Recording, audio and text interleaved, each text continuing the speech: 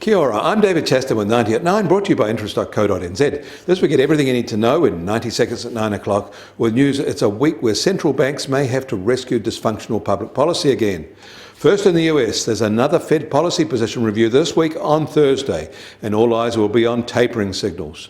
But this decision is likely to be overshadowed by the growing partisan fight in Congress over raising their debt ceiling. This intransigence triggered US Treasury bond yields to rise at the tail end of last week. It may also weigh on the Fed's decision-making. And the closely watched University of Michigan sentiment survey came in at the same level in September as it was in August. And that isn't good, because August was a sharp dive to a decade low. The worries all centre around inflation. There is unease that won't be transitory. Equity markets are also showing concern.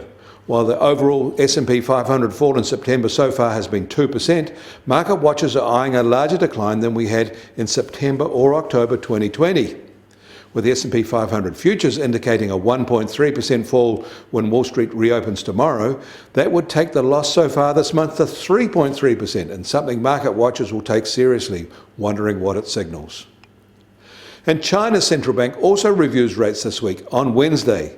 No change is expected, but more targeted liquidity measures are expected as their economy grapples with a general slowdown, the pandemic, and property industry stress. Their central bank injected $20 billion into the financial system late on Friday through 7 and 14-day repurchase agreements, the most since February, as the Evergrande situation seems to be getting worse. Worse for China, a top analyst sees third quarter delivering zero growth as their overall economy slows fast now.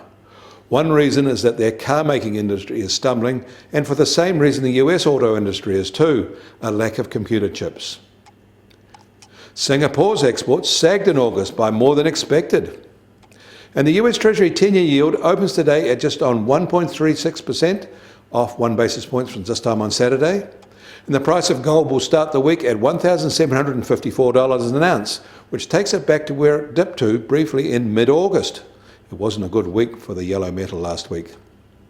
But oil prices have drifted 50 cents lower over the weekend, so in the US they're now just over $71.50 a barrel, while the international Brent price is now on $75 a barrel. And the Kiwi dollar opens today at just on 70.3 US cents, and little change since this time on Saturday. Against the Australian dollar, we're now at 96.9 Australian cents. Against the euro, we're at 60.1 euro cents. That means our trade-weighted index is just under 73.8, but still near the top of the 72 to 74 range of the past 10 months. We welcome your feedback on these issues. Leave a comment below or on our website. Kia ora, I'm David Chaston. That was 90@9, brought to you by interest.co.nz.